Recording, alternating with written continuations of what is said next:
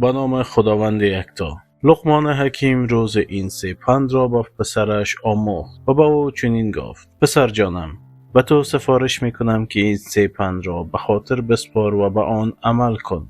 1. راز خود را به همسر خود مگو. 2. با مأمور حسابرسی و دفتردار نگهبان دولتی دوستی مکن. 3. از نوکیسه یا کسی که تازه ثروتمند شده است وام مگیر. پس از آن که لقمان حکیم از دنیا رفت، پسرش خواست این پندها را بیازماید و آشکارا ببیند که زیان آنها چیست که پدر حکیمش به آنها وصیت نموده است. گوسفندی را ذبح کرد و بدن کشته شده آن را در میان کیسه نهاد و سر کیسه را بست و آن را به خانه آورد و زیر تخت حفر کرد و آن را در همانجا دفن کرد و به همسرش گفت: من دشمنی داشتم و او را کشتم و در اینجا دفن کردم. مراقب باش این راز را به کسی نگویی.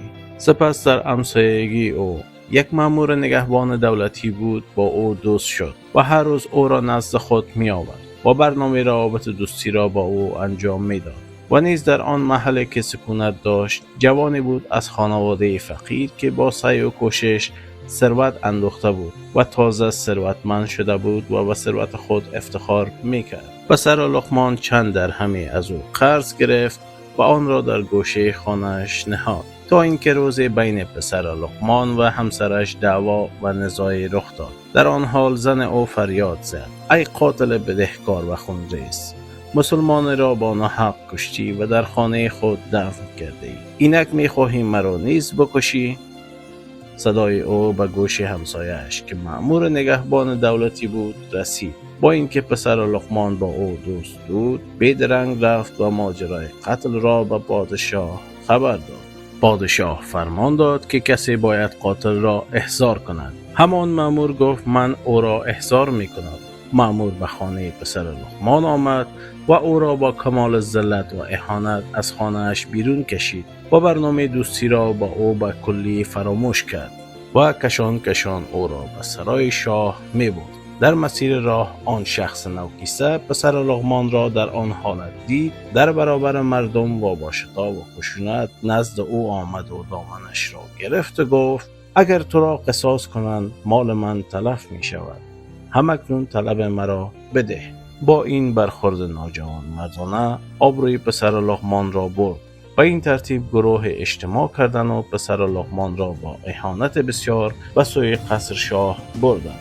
هنگامی که فرزند لقمان در برابر شاه قرار گرفت، بین آنها چنین گفتگو شد: شاه، تو که پسر لقمان هستی، شایسته تو نبود از تو خونریزی و فتنه انگیزی سر زنند. پسر لقمان: من هرگز خونی به ناحق نریختم و اصلا آدمی زادی را نکشتم. مأمور: او دروغ میگوید، بلکه مردی را کشته و جنازه اش را در خانه دفن کرده است. پسر لقمان: از پادشاه میخواهم فرمان دهد تا آن مقتول را حاضر کنند و او در میان کیسه است که من در فلان جا دفن کردم. پادشاه فرمان داد تا آن جنازه را حاضر کنند. ماموران به خانه پسر لقمان آمدند و همسر پسر لقمان محل دفن را نشان داد. آنها از آنجا خاک برداری کردند و کیسه را از آنجا بیرون آورده و همچنان سربسته نزد شاه آوردند. وقتی سر کیسه را باز کردند، دیدند جسد یک گوسفند است که ذبح شده است. حاضران حیران و شگفت زده شدند. شاه: ای فرزند لقمان، چرا گوسفند را ذبح کرده و دفن کرده ای؟ چگونگی این حادثه را برایم بیان کن. پسر لقمان: پدر من چنین وصیت کرد: 1. راز خود را به همسرت مگو. 2. مأمور حسابرسی را با عنوان دوست خود مگیر. 3. از نوکیسه وام مگیر. من خواستم این پندهای پدرم را بیازمایم.